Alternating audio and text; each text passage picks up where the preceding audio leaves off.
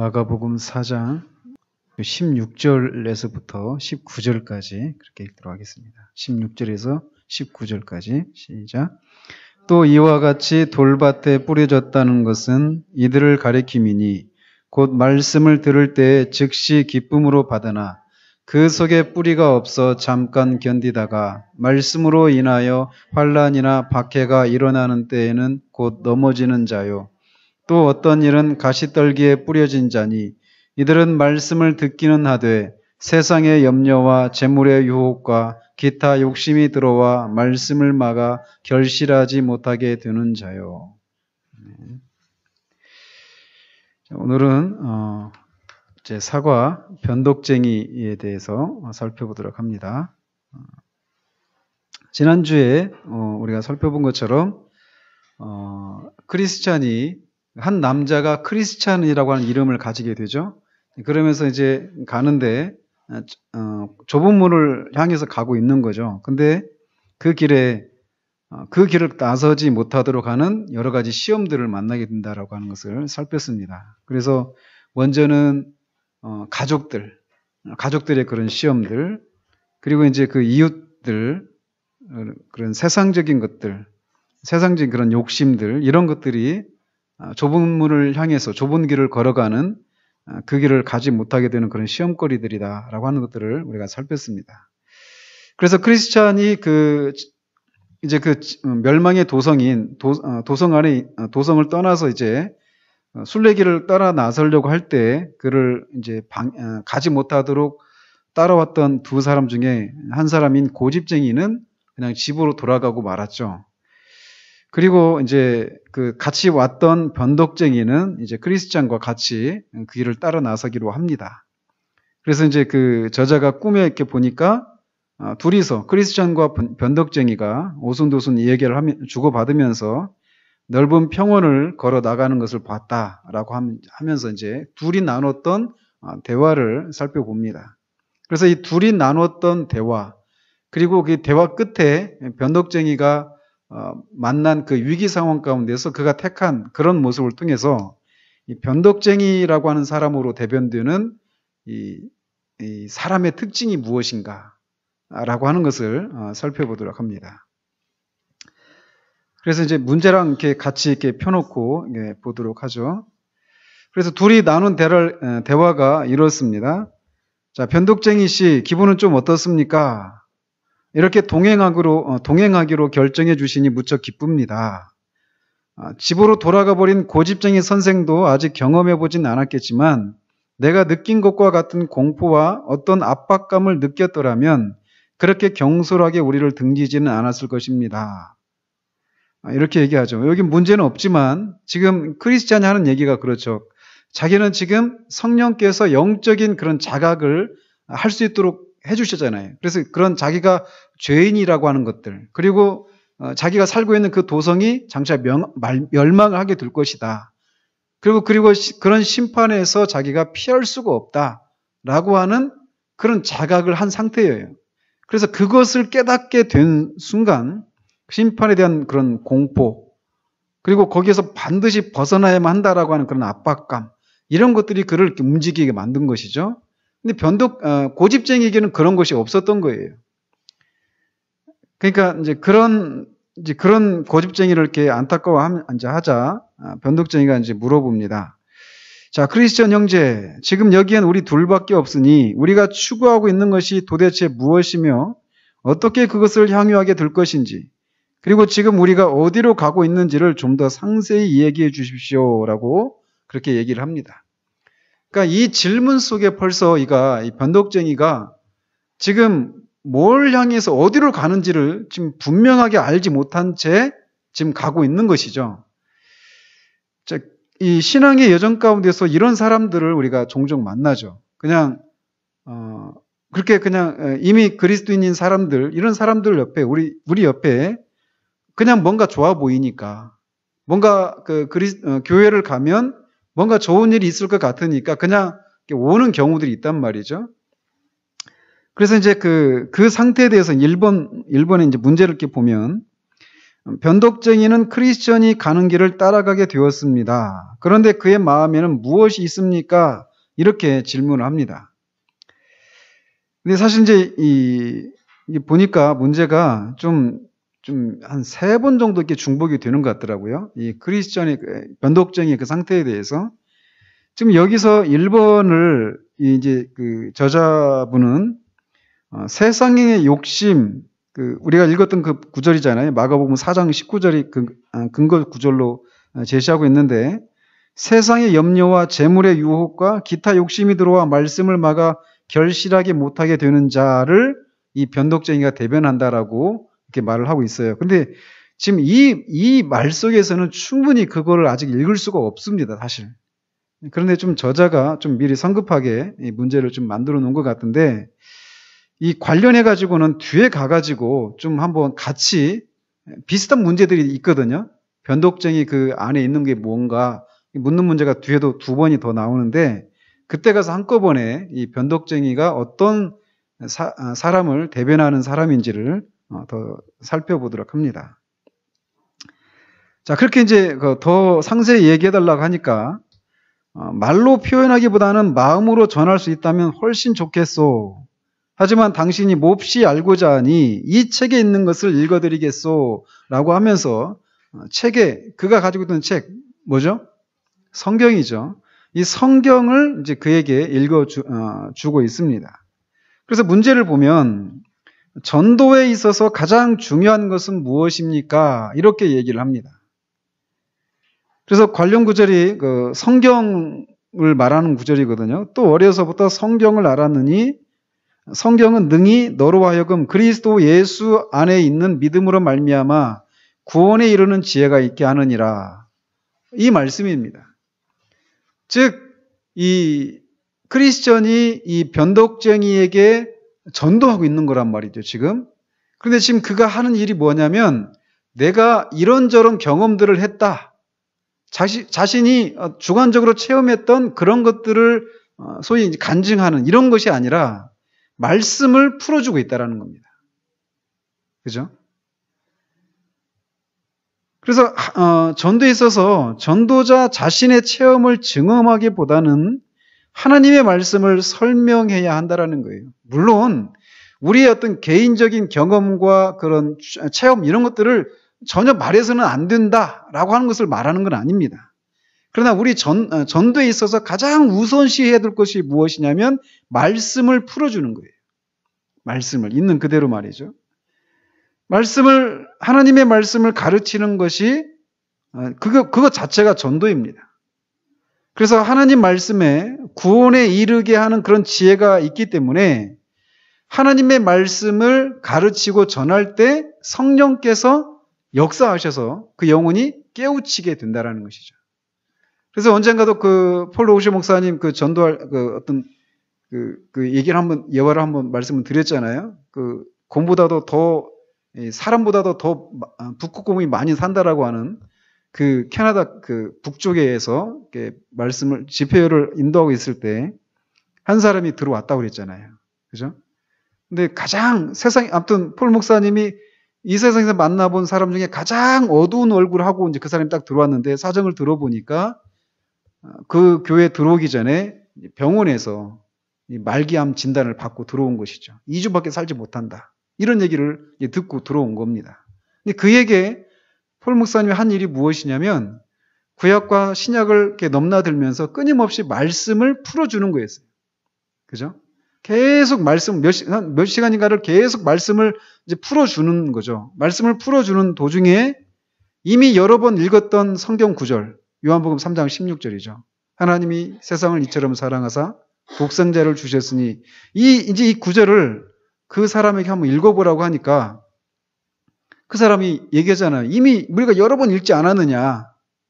그래도 한번 읽어보라고 하고 딱 그 사람이 읽기 시작하는데 하나님이 세상을 이처럼 사랑하사 막 읽는데 갑자기 오해를 하면서 I'm saved. 난 구원받았습니다. 하면서 막 외치는 도대체 무슨 일이냐? 당신 이거 안 믿냐고 그 사람이 오히려 폴 목사님한테 얘기한다고 그러잖아요. 그러니까 이렇게 말씀을 가르치고 풀어줄 때 성령께서 그것을 사용하신다라는 거예요. 그러니까 우리의 어떤 그 주관적인 체험, 이런 것들이 먼저 전도에 있어서 먼저 해야 될 것이 아니라 하나님의 말씀을 풀어주는 것.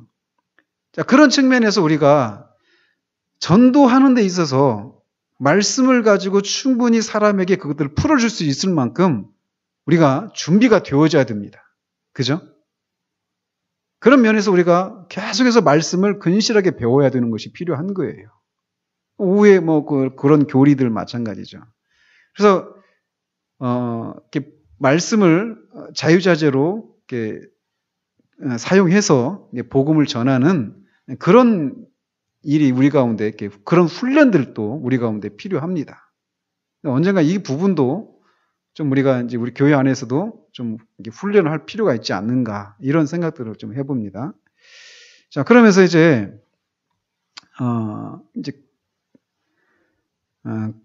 이 책을 읽어드리겠소 하니까, 그렇다면 당신께서는 이 책에 적힌 말씀들이 진실이라고 확신하십니까? 그야 물론이죠. 그 책은 거짓말을 결코 하시지 않는 하나님의 말씀들을 기록하고 있기 때문입니다. 그러니까 성경이 진리다, 하나님 말씀이다. 이건 앞에서 한번 다뤘죠. 자, 그럼 잘 알았습니다. 거기에 무엇이 기록되어 있습니까? 라고 묻자, 말씀에 의하면 영원히 멸하지 아니할 아름다운 왕국이 있는데 그곳에서는 영원한 생명을 얻을 것이며 우리는 영원히 왕국에서 살 수 있을 것입니다. 이렇게 얘기하니까 그것 이외에 또 뭐가 있습니까? 이렇게 묻습니다.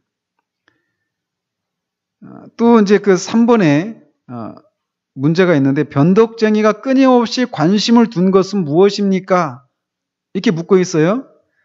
근데 사실 여기 또 문제를 만드는 게 좀 무리가 있어 보입니다. 제가 볼 때는. 아직 지금 이제 그래서 관련 구절을 마태복음 13장 20절에 있는 그 돌밭에 뿌려진 그 돌밭의 비유, 돌밭에 그 말씀이 뿌려진 사람의 특징을 이 변덕쟁이가 보이겠다라고 이 저자가 얘기하고 있는데,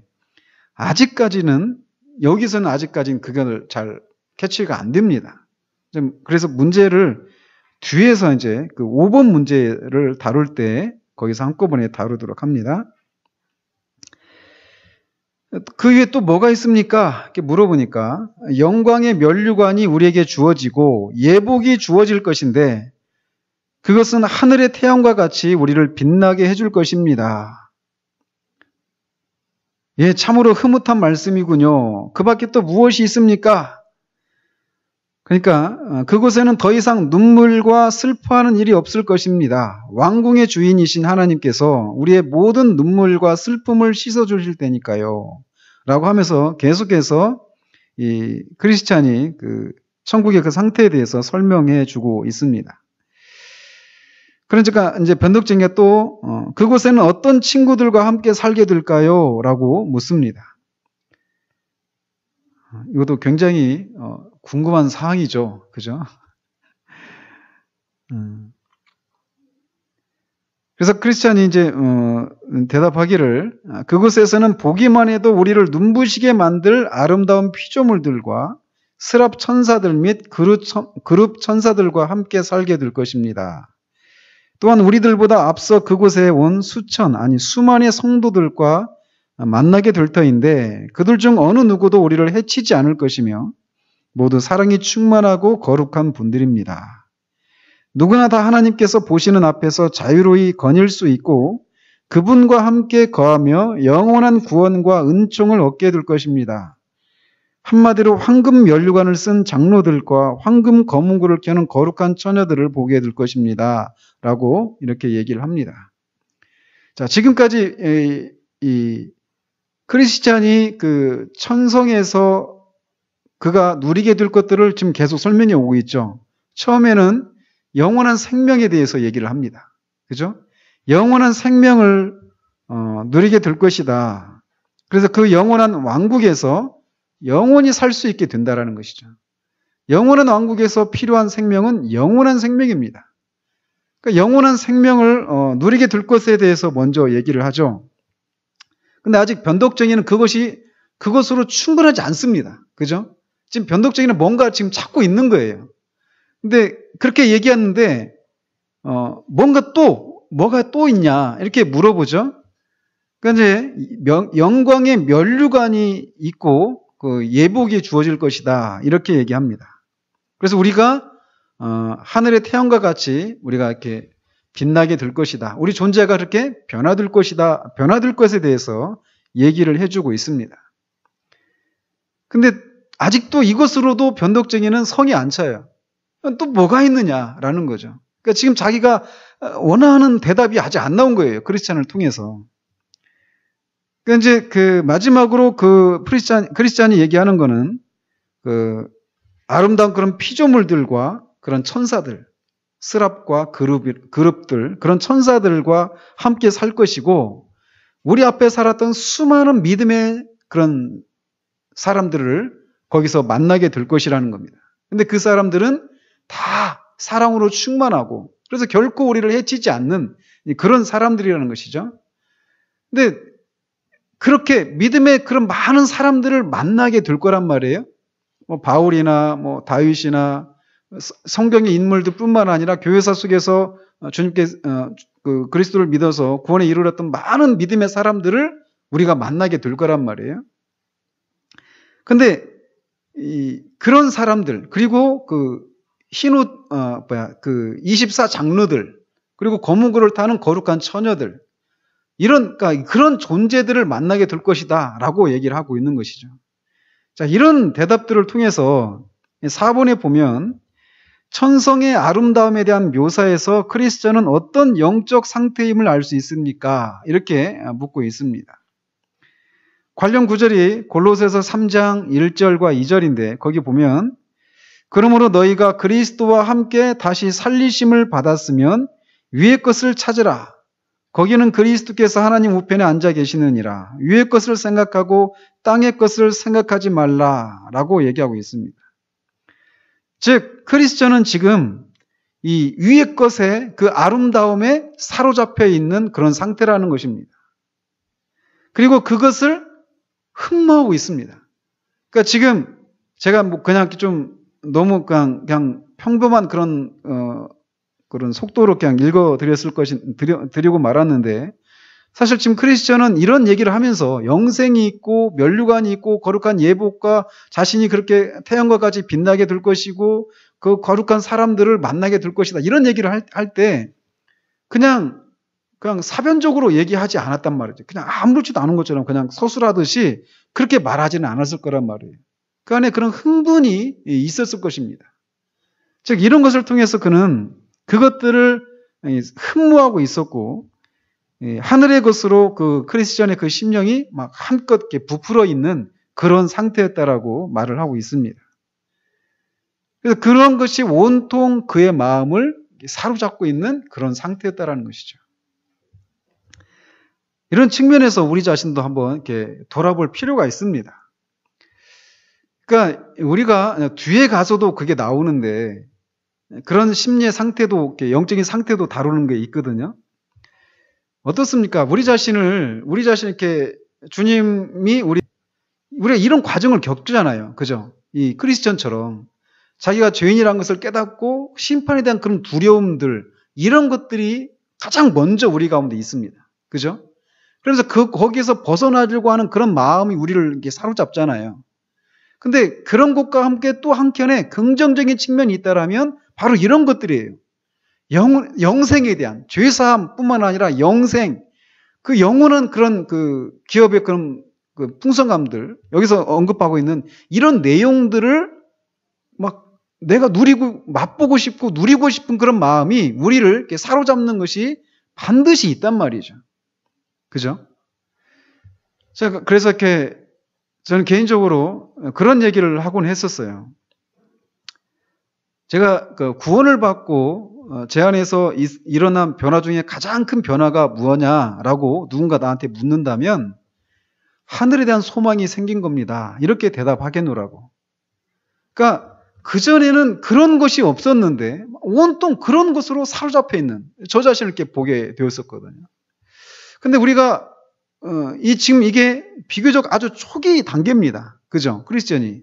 이제 막 영적인 그런 자각을 하고 막 찾아 나서는 그런 과정, 아주 초기 단계란 말이죠.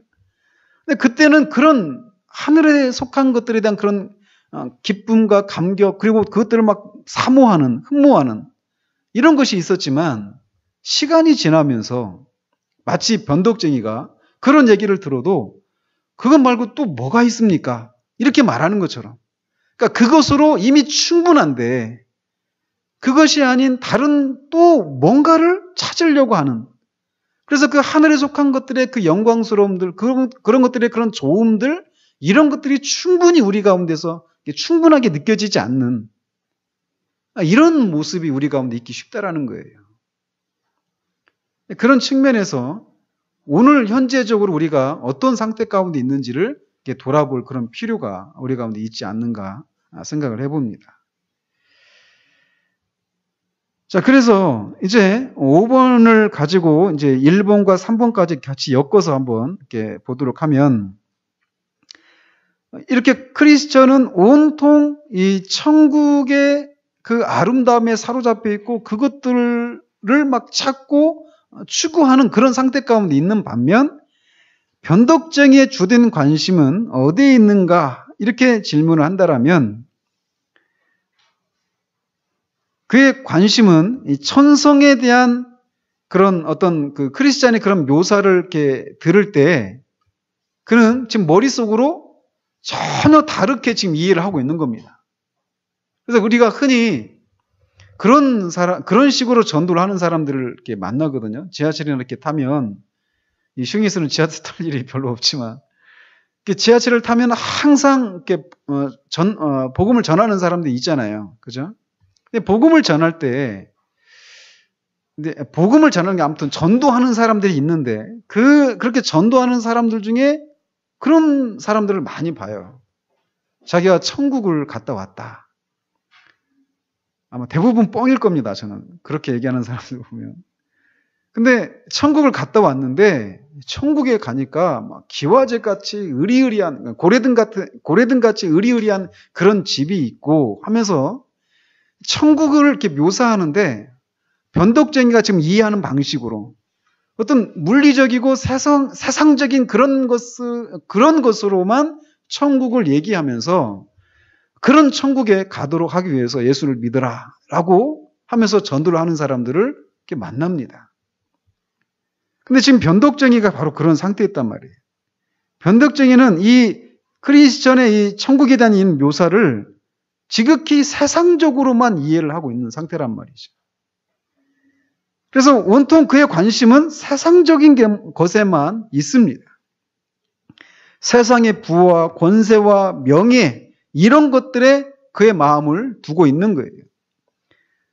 그러니까 어떤 친구들과 같이 살게 될 것인가, 이런 질문을 할 때도 다분히 아주 유명하고 자기가 평상시 이 세상에서 같이 있고 싶은, 같이 관계를 맺고 싶은 그런 사람들이 거기 있지 않을까라고 하는 그런 기대를 가지고 그런 얘기를 하는 것이죠. 근데 크리스천이 거기에는 뭐 그런 스랍들이 있고 천사들이 있고 우리 앞에 살았던 그 많은 믿음의 사람들, 그들이 사랑이 많고 이런 얘기를 했을 때 그것이 그에게 충분히 매력적으로 다가오지 않았을 거란 말이에요. 바울 한번 보십시오. 바울이 그에게 매력적으로 다가왔을까요? 나중에 주님 때문에, 주님을 인해서 이렇게 참수형을 당했던 바울, 그 많은 그렇게 핍박받았던 그 많은 믿음의 사람들, 이런 사람들과 같이 있을 것이다, 이런 얘기를 했을 때 그의 마음이 그렇게 흔쾌하지는 않았을 거라는 그런 생각을 해본다라는 거죠. 그는 지금 자신이 지금 이 크리스찬과 전혀 다른 어떤 그런 상태 가운데 있는 거예요. 그래서 자신은 지금 구원받아야 하는 죄인의 상태에 있다라고 하는 것을 지금 그는 전혀 깨닫지를 못하고 있는 상태입니다. 그래서 그는 지금 구원에 관심이 없고 그리스도에 대해서도 관심이 없고 온통 세상적인 것을 얻고자 하는 그런 마음밖에 없는 모습을 보이고 있다는 것입니다. 그래서 이제 크리스찬이 계속해서 얘기하기를 그곳에서 우리는 오직 하나님을 믿고 사랑했기 때문에 세상에서 따돌림을 받아 갈갈이 몸이 찢기고 불 속에 던져지고 야수의 밥이 되었고 바다에 빠져 죽은 사람들이 모두 하나님의 은총으로 건강하게 다시 살아나 영생불멸의 옷을 입고 사는 것을 보게 될 것입니다. 이런 얘기를 합니다. 이제 계시록에 그런 얘기들이 이렇게 많이 나오죠. 그래서 예수님 이제 마지막 날이 되면 우리가 그런 얘기하잖아요. 이렇게 좀 약간 곁길로 좀 나간 얘기도 하는데 마지막 날에 하나님께서 우리를 이제 부활할 때 우리가 지금 그 성도가 죽으면 어떻게 됩니까? 죽을 때 어떤 일이 일어납니까? 성도가 죽을 때 영혼과 육체가 분리가 되죠. 그래서 육체는 이 땅에 이제 남게 되고 영혼만 주님이 오실 때까지 주님과 함께 이렇게 쉬고 있는 겁니다. 근데 이제 부활이 이제 예수님 오실 때 이제 부활을 우리가 다 부활을 하게 되는데 부활을 할 때 어떤 일이 일어납니까? 부활한다는 얘기는 뭐냐면 그렇게 쉬고 있었던 영혼과 우리 육체가 다시 결합을 하는 거예요. 근데 그 육체는 우리가 이 땅에서 살았던 살 때 입었던 그런 육체가 아닙니다. 주님이 부활하셨을 때 입으셨던 그 부활체예요. 그래서 그 영혼과 육체가 다시 결합을 하는 거예요. 그래서 완전한 인간이 되는 것이죠. 그러니까 우리의 구원은 1차적으로 영혼 구원이고 2차적으로 우리 육체까지 구원이 되는 겁니다. 그래서 완전히 우리가 영화롭게 되는 것이죠. 그죠? 그런데 그렇게 우리 영혼과 육체가 결합을 할 때 우리가 그런 생각할 수 있잖아요.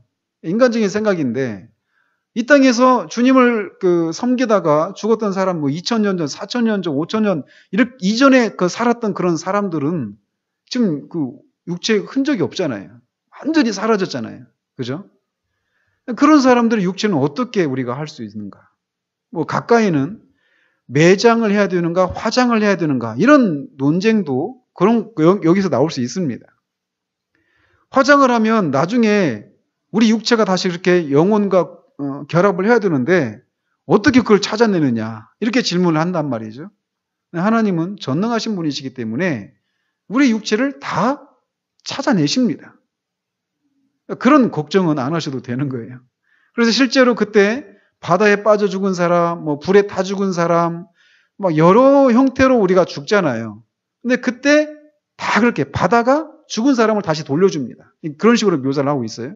강에 빠져 죽은 사람도 그렇게 돌려주고 불에 타 죽은 사람도 그렇게 다시 육체를 회복시키는, 짐승에 찢겨 죽은 사람도 다 그렇게 회복을 하셔서 그 사람의 육체와 그 사람의 영혼이 완전하게 결합하는 거예요. 절대로 다른 사람의 몸이 다른 사람의 영혼과 결합하는 이런 일들은 일어나지 않습니다. 자, 그런데 왜 TV에서 가끔 드라마에서 그런 거 나오잖아요. 영혼이 이렇게 뒤바뀌어가지고 이상해진 그런 얘기들. 그런 일은 없습니다. 자, 그러니까 변덕쟁이가 말만 들어도 마음이 황홀해지는군요. 하지만 그런 모든 복락을 정말로 즐길 수 있을까요?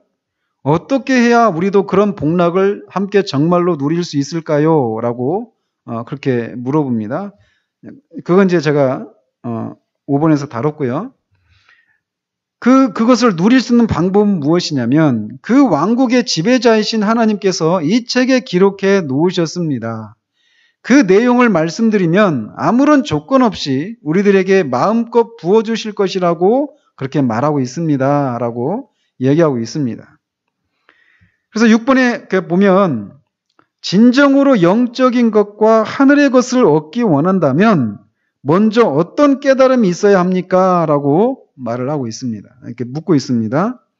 그래서 관련 구절을 보면 한결같이 뭐와 관련된 구절입니까? 목마른 자들아 오라 그러죠. 이사야서에서도 그렇고 오라 너희 모든 목마른 자들아 물로 나오라 이렇게 얘기합니다. 돈 없는 자도 오라 너희는 와서 사 먹되 돈 없이 값 없이 와서 포도주와 젖을 사라 이렇게 얘기하고 있습니다. 또 요한복음 6장에서도 아버지께서 내게 주시는 자는 다 내게로 올 것이요 내게 오는 자는 내가 결코 내쫓지 아니하니라. 이렇게 얘기하고 있어요. 그리고 7장에서는 명절 끝날 곧 큰 날에 예수께서 서서 외쳐 이르시되 누구든지 목마르거든 내게로 와서 마시라. 이렇게 얘기하고 있습니다. 즉 그것을 마신다. 물을 마시는 사람은 자기가 목이 마르다라고 하는 것을 아는 사람만 그 물을 마시러 오는 거는 말이죠. 그런 것처럼 진정으로 영적인 것과 하늘의 것을 얻기 원한다면 그것의 가치와 소중함을 먼저 깨달아야만 합니다. 그래서 그 주님께서도 산상수훈에서 어떻게 말씀하십니까? 거룩한 것을 개에게, 진주를 돼지에게 던지지 말라고 하지 않아요. 그죠? 그 가치를 알아보지 못하는 사람들한테 그런 것을 얘기했을 때 그것을 완전히 무시하고 그걸 전해준 사람까지도 상계하는 일들이 있다라고 하신단 말이죠. 그렇기 때문에 이렇게 영적인 것과 하늘의 것을 갈망하는 것이 먼저 일어나야 한다라는 거예요. 그것은 마치 심한 갈증으로 물을 찾는 것과 같은 것입니다. 그래서 이거는 마시었으면 좋겠다 이런 게 아니라 마시지 않으면 죽을 것 같은 그런 갈증을 말하는 것입니다. 그리고 또 반대로 이 세상에 있는 것들을 추구하는 것이 이 세상에 있는 것들이 결코 진정한 만족과 즐거움을 주지 못한다라고 하는 것을 깨닫는 상태. 이런 것이 있어야 영적이고 하늘에 속한 것들을 추구하는 일들이 일어나게 된다는 것입니다. 지금 이거 이렇게 보시면서 존 번연 이 목사님이 쓴 거잖아요. 이 책이. 그분은 청교도 목사님이시거든요. 청교도들은 이런 식으로 한 사람이 구원을 받는 과정 가운데서 일어나는 또 그들이 그렇게 영적이고 하늘에 속한 것들을 향해서 갈망하고 추구하는 일들이 일어나기 위해서 그런 것들을 추구하기 위해서 그들 안에 먼저 일어나야 될 것들이 무엇인지에 대해서 그들은 그렇게 아주 이렇게 분명하게 그것들을 이렇게 분별하고 있다라는 것입니다. 그냥 두루뭉실하게 그냥 예수 믿고 용서받고 구원받고 천국 가십시오 이런 식으로 얘기하지 않아요. 그 한 사람 그리고 나 예수 믿겠습니다 하면서 그냥 따라 나오는 사람을 그냥 다 그리스도인이라고 이렇게 그냥 말하지 않습니다. 그렇게 말하는 사람 안에서 어떤 일들이 일어났는가 이런 것들에 대해서 아주 세세하게 크게 나누고 얘기하고 있다는 것이죠. 그런 측면에서 오늘날 이 교회 안에 있는 사람들을 그냥 우리는 다 그냥 예수 믿는 사람, 구원받은 사람 이런 식으로 생각하려고 하는 그런 풍토가 우리 시대 가운데 있거든요. 그런데 그렇게 얘기하지 않습니다. 이런 것들을 우리가 좀 잘 살펴볼 필요가 있어요. 그리고 우리가 그런 얘기가 있잖아요.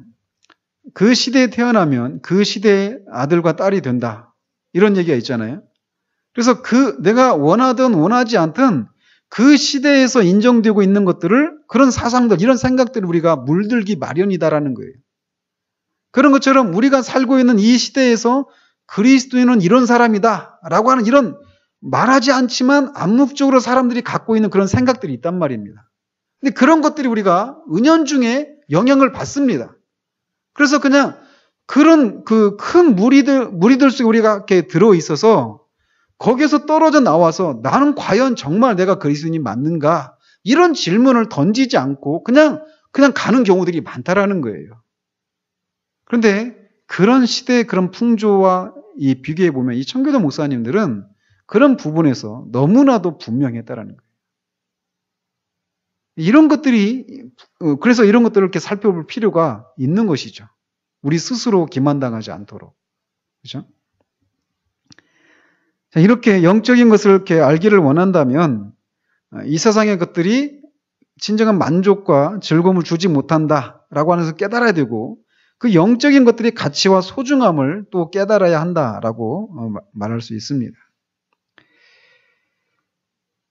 자, 그러니까 이제 변덕쟁이가 이런 말을 들으니 정말 기쁘기 한이 없습니다. 자, 걸음을 좀 더 빨리 합시다. 라고 얘기하고 있습니다. 그래서 크리스천이 등에 짊어진 이 무거운 짐 때문에 내 마음대로 빨리 걸을 수가 없군요. 라고 대답을 합니다. 여기는 없지만 책에 보면 이 사파가 있어요. 그림이 있는데 크리스천은 등에 여전히 짐을 지고 걸어가고 있는데 변덕쟁이는 짐이 없죠. 그죠? 그러니까 변덕쟁이는 아주 빨리 걸어갈 수 있습니다. 근데 크리스천은 그렇지 않단 말이죠. 자, 그래서 7번에 보면 변덕쟁이가 순례길을 따라 나서지만 크리스천과 크게 다른 점이 있습니다. 그게 무엇입니까? 순례길을 나서는 이유가 어떻게 다릅니까? 이렇게 질문을 하고 관련 구절을 마태복음 1장 21절을 들고 있습니다. 거기 보면 아들을 낳으리니 이름을 예수라 하라. 이는 그가 자기 백성을 그들의 죄에서 구원할 자이심이라 하니라. 그러니까 예수님은 자기 백성을 그들의 죄로부터 구원하실 분입니다. 그죠? 죄로부터 죄의 문제를 해결하시기 위해서 오신 분이란 말이에요. 그런데 이 두 사람이 다릅니다. 순례길에 있지만 두 사람의 삶은 전적으로 다르다라는 거예요.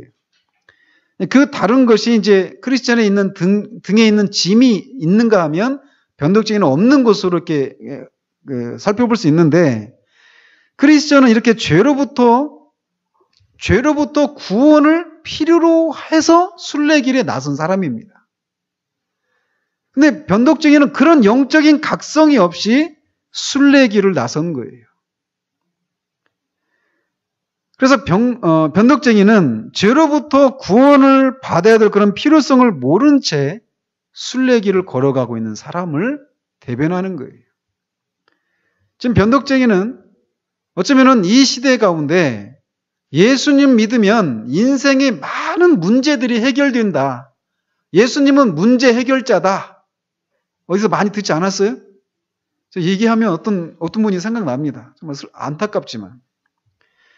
예수님은 문제 해결자다. 이렇게 예수님에 대해서 정의를 내린 시대란 말이에요. 우리 시대가. 변덕쟁이가 바로 그런 사람입니다. 죄에 대한 각성이 없어요.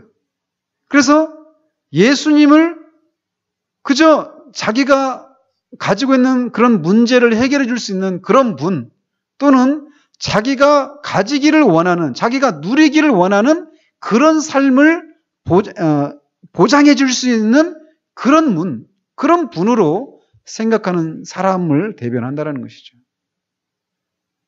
그래서 그 토저 목사님은 이런 사람들을 그 자판기 신앙인이라고 얘기하잖아요. 그죠? 그래서 이 자판기에다가 동전을 집어넣으면, 동전이나 지폐를 집어넣고 자기가 원하는 버튼을 누르면 원하는 물건이 이렇게 나오는 것처럼 예수님을 따르는 것에 대해서도 그런 식으로 생각한다는 것이죠. 자기가 예수님을, 자기가 원하는 것을 얻기 위해서 돈을 넣는 것처럼 헌금을 하거나 어떤 순종을 하거나 이렇게 해서 자기가 원하는 것을 얻어내려고 하는 그런 생각을 가지고 신앙생활을 하는 사람들을 가리켜서 토저 목사님은 이 자판기 신앙인이라고 이렇게 부르거든요. 변덕쟁이가 바로 그런 사람을 대변하는 것이죠. 그러니까 예수님이 죄로부터 자기의 죄로부터 구원해 주실 그런 구세주로서의 예수님을 그는 아직 모르고 있는 거예요. 이런 사람들이 교회 안에 많지 않습니까? 그죠? 너무나 많습니다. 오늘날 교회 안에. 물론 그렇게 해서 교회 안에 들어올 수 있습니다. 그러나 그리고 심지어는 그렇게 들어와서 어떤 문제를 해결받을 수도 있습니다. 심지어. 그러나 죄 문제가 해결이 되지 않는다라면 그는 천국과는 아무런 상관이 없는 사람이에요. 그 죄 문제가 아닌, 죄 문제가 아니라 뭐 어떤 병으로부터 병이 낫는다거나 또는 뭐 이런저런 가정사가 해결된다거나 뭐 또는 어떤 공허함, 우울증, 어떤 정신적이고 심리적인 그런 것들을 해결받는다 해결받기를 위해서 예수님을 찾는 이런 것까지도 다 포함해서 말씀을 드릴 수 있는 거예요. 예수님이 그런 문제들에 대해서는 그러면 아무런 책임을 안 지시냐? 그건 아닙니다. 1차적으로 예수님은 자기 백성을 그들의 죄로부터 구원하실 분입니다. 죄 문제를 해결하시기 위해서 오신 분이란 말이죠. 근데 지금 변덕쟁이는 그런 것으로 예수님을 알지 못하고 있는 거죠. 즉 자기가 죄인이라고 하는 것을 자각을 못하고 있는 거예요. 그래서 사람들이 자기가 당신은 죄인이라는 것을 믿습니까? 라고 물어보면 죄인입니다 이렇게 얘기합니다. 근데 자기가 죄인이라고 대답할 때도 그것도 하나님이 바라보시는 관점에서의 죄인이라고 하는 그런 생각이 없습니다. 그러니까 그런 정도의 그냥 내가 생각할 때 다른 사람들과의 그런 비교들 속에서 그리고 이 사회 속에서 또는 내 양심이 설정해 놓은 어떤 도덕적인 기준에 자기가 미치지 못하는 것 그런 미치지 못하기 때문에 죄인이다라고 생각하는 사람들은 예수 그리스도를 붙들질 않습니다. 그냥 자기가 열심을 내면 자기가 이전에 하지 않았던 그런 종교적인 그런 선행들을 열심히 하면 죄 문제로부터 자기가 해방을 받을 것이라고 하는 그런 생각들을 하고 있단 말이에요. 그들에게 예수님이 여전히 가려져 있는 겁니다. 그런 상태 가운데 있는 사람들이 많아요, 교회 안에.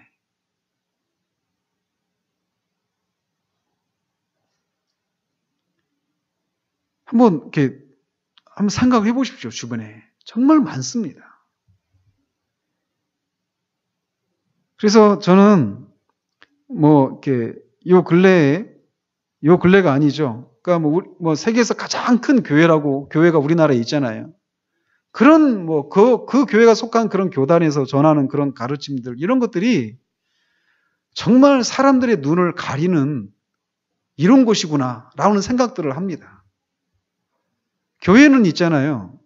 교회는 우리가 죄인이라는 사실들을 깨닫게 하고 그리고 그 죄 문제를 우리가 스스로 어떻게 해결할 수가 없다라고 하는 것도 깨닫게 해야 되고 근데 거기서 그치면 안 되고 그런 우리를 하나님이 사랑하셔서 그의 독생자 예수 그리스도를 보내셨다라는 것 그리고 그가 죄 문제를 해결하기 위해서 필요한 그 모든 것들을 다 이루셨다라고 하는 이 핵심적인 내용을 전하는 것을 가장 중심에 둬야 된다는 것이죠. 교회의 사명 중에 하나가. 근데 이런 것이 아니라 예수 믿으면 그런데 영혼이 구원받고 또 건강하고 범사에 잘 되고 이걸 무슨 구원이라고 하죠? 삼박자 구원이라고 하잖아요. 그죠? 영혼 구원받는 거 1박자, 병이 낫는 거 2박자, 모든 게 자녀 문제 해결되고 사업이 잘 되고 하는 거 3박자. 근데 그렇게 얘기하면서 영혼 구원을 거기다 슬쩍 집어넣었지만 사람들의 주 관심이 어디에 있습니까? 영혼 구원이 아니라 병 낫고 모든 게 인생 문제가 해결되어지는 것. 여기에 큰 관심을 가지고 있단 말이에요. 근데 이런 것은 예수님을 믿지 않는 그런 모든 사람들이 다 가지고 있는 겁니다. 그죠? 누가 병들기를 원하고 누가 인생이 꼬이기를 원하는 사람이 누가 있어요? 다 거기서 해결받기를 원하죠. 다 갖고 있단 말이죠. 근데 그것을 예수님을 통해서 얻어낼 수 있다라고 하는 식으로 복음을 전해서는 안 된다라는 것이죠. 근데 그런 게 요즘 넘쳐나고 있는 시대라는 것입니다. 교회가 말이죠. 자, 그러면서 이제 이렇게 이 변덕쟁이는 크리스천과 달리 죄에 대한 각성이 없는 상태에 있습니다. 참 무섭습니다. 이게 교회 안에 이런 상태로 교회 안에 수십 년 동안 교회 안에 있을 수 있어요. 이론적이 아니라 실제적으로 말이죠. 그러면서 이제 꿈속에서 이제 그들의 이야기가 끝나갈 무렵 그들이 평온 한가운데 있는 깊은 수렁에 매우 가까이 다가가 있는 것을 보았다. 그들은 이야기에 정신이 팔려 무심코 걸어가다가 갑자기 그만 둘 다 깊은 진흙수렁에 빠지고 말았다.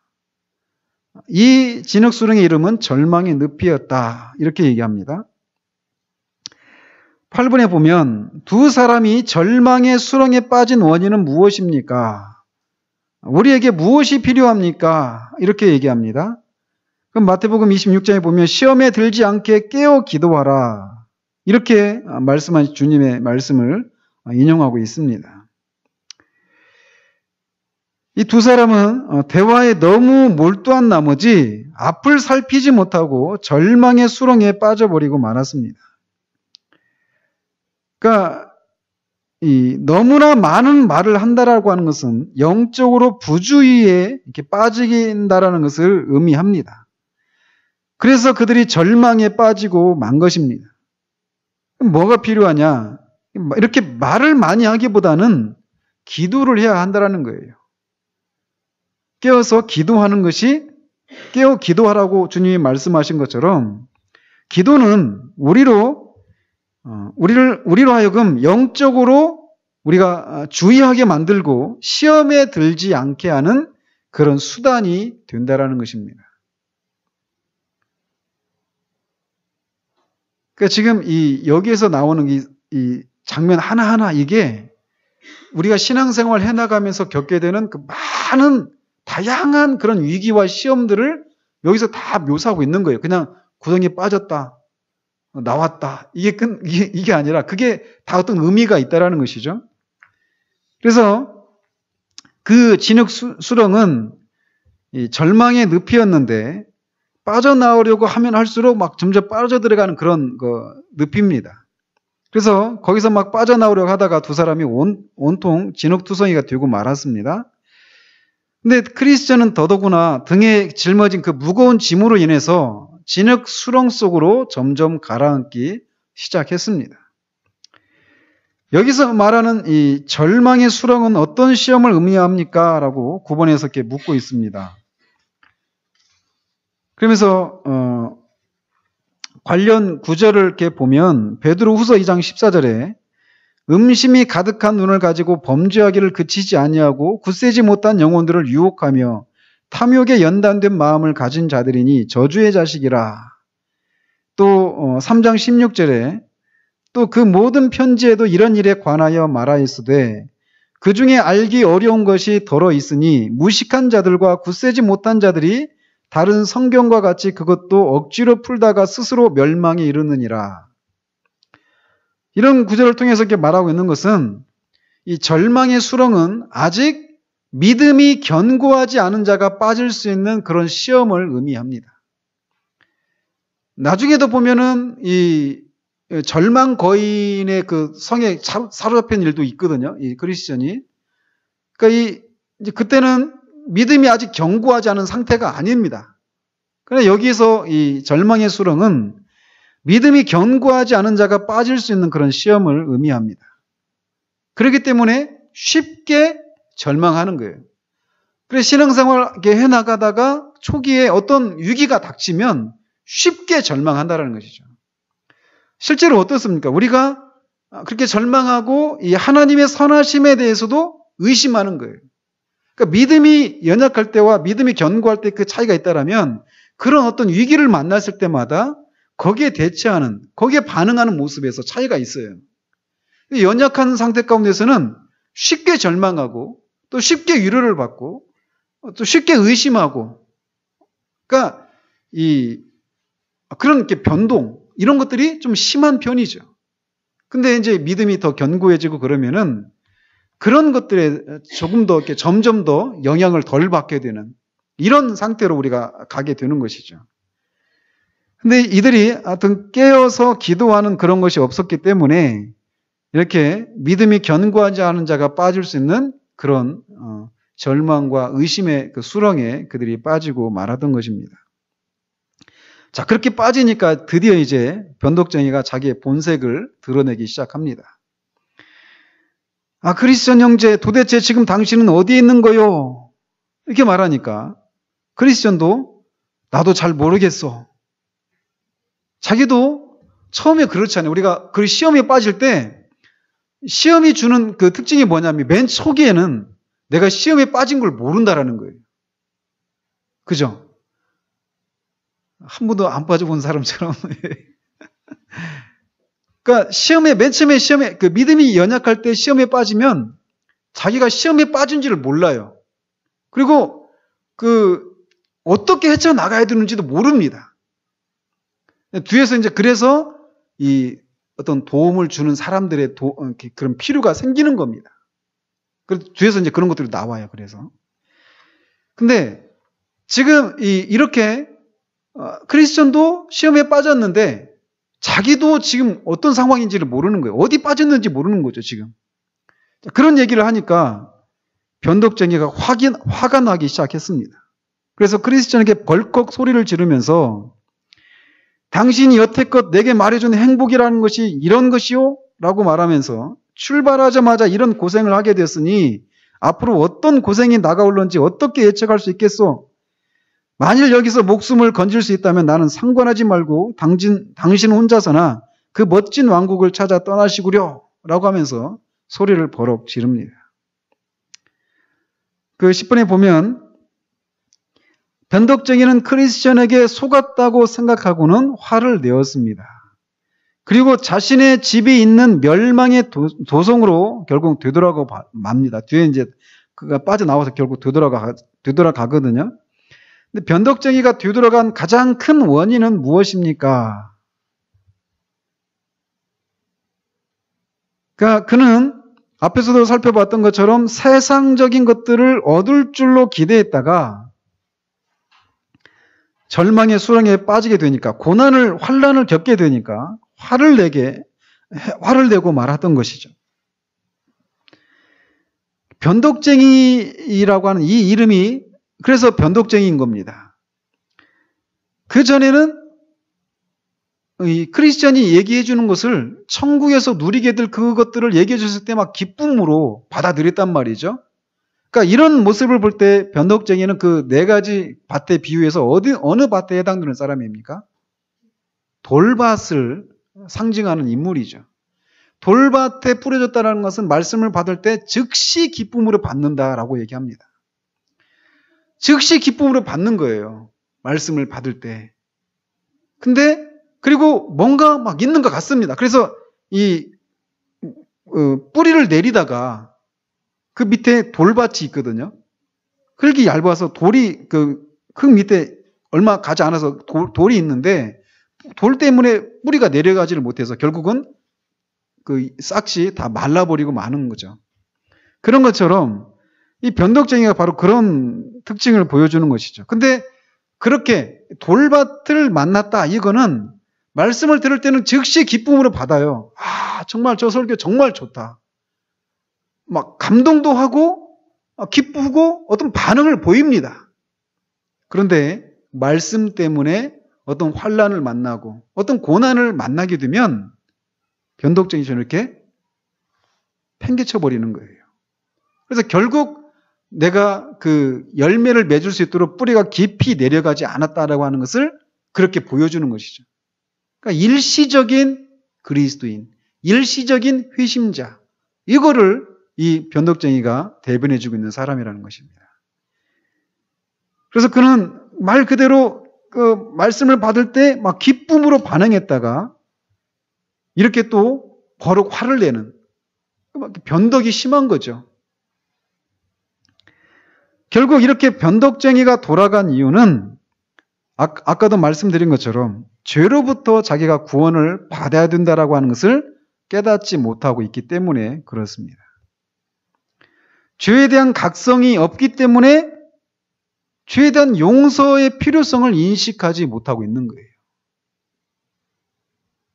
따라서 그리스도의 필요성도 그는 모르는 것이죠. 그래서 결국 돌아가는 겁니다. 그러니까 지금도 한번 그렇기 때문에 최종적으로 그 네 가지 밭의 비유에서 그 좋은 밭, 옥도 있잖아요. 30배, 60배, 100배 결실을 맺는 그것만 진짜 구원받은 것입니다. 그러니까 잠시 교회 안에 와서 말씀을 들었어요. 그런데 그냥 그걸 잊어버리는 그런 사람들은 길가에 뿌려진 그것을 상징하는 사람들입니다. 그러니까 교회 안에 있다고 해서, 그리고 말씀을 듣고 있다고 해서 그가 구원받았다. 근데 그 세월이 30년이고 40년이고 상관이 없습니다. 기간의 문제는 아무런 의미가 없습니다. 그렇기 때문에 교회 안에 들어와서 말씀을 듣고 있다라고 하는 것이 그가 구원을 받았다라고 말해줄 수가 없는 거예요. 뿐만 아니라 말씀을 듣고 반응을 할 수 있습니다. 기뻐할 수 있어요. 이 변덕쟁이처럼 말이죠. 나도 정말 그것을 누렸으면 좋겠다. 그런데 여전히 아직 그런 상태 가운데 있기 때문에 아직 그가 실체가 아직 드러나지 않을 수 있습니다. 그죠? 근데 고난이나 환란이 닥칠 때 그의 실체가 드러나는 거예요. 또 가시밭에 뿌려진 사람. 그래서 이 가시밭이지만 그래도 흙은 돌밭이 아니니까 깊이 내려갑니다. 더. 그렇지만 가시 때문에 그 열매를 맺지 못하는, 그러니까 세상에 대한 염려와 재물에 대한 그런 유혹들, 이런 것들 때문에 결국 맺지 못하는, 그러니까 인정을 합니다. 그렇게 사는 게 맞아. 주님을 위해서 온전히 헌신을 해야 돼.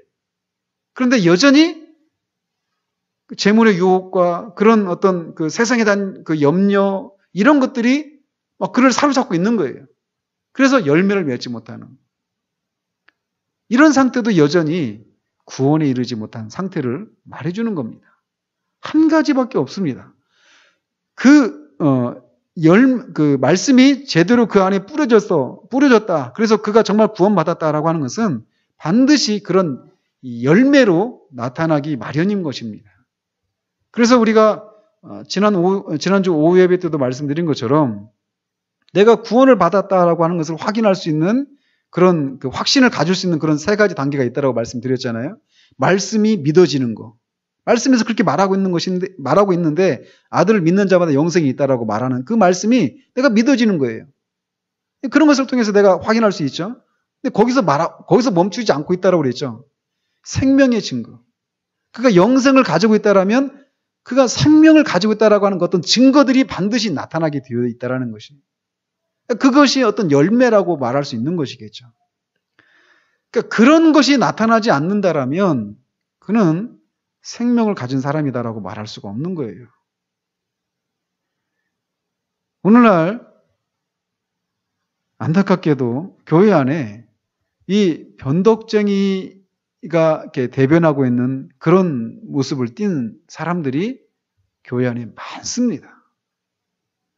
그렇기 때문에 해야 될 일이 무엇이냐면 자꾸 정말 구원에 이른 사람들에게서 나타나는 그런 모습들에 대해서 한 사람이 구원을 받았다고 하는 것이 무엇인가에 대해서 자꾸 정확한 기준들을 자꾸 전해줘야 되는 거예요.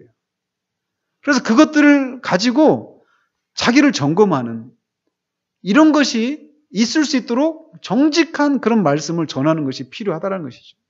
이게 교회가 해야 될 가장 첫 번째 일입니다. 근데 그런 얘기를 들으면 변덕쟁이처럼 화를 내죠. 내가 예수 믿고 여기서 뭔가 좀 내가 꼬여 있었던 어떤 인생의 그 난제들, 그런 실타래 같이 얽혀 있는 그런 것들이 좀 풀어질 수 있을까 싶어서 왔는데 웬 여기서 말하는 것처럼 당신이 말했던 행복이 이런 거요?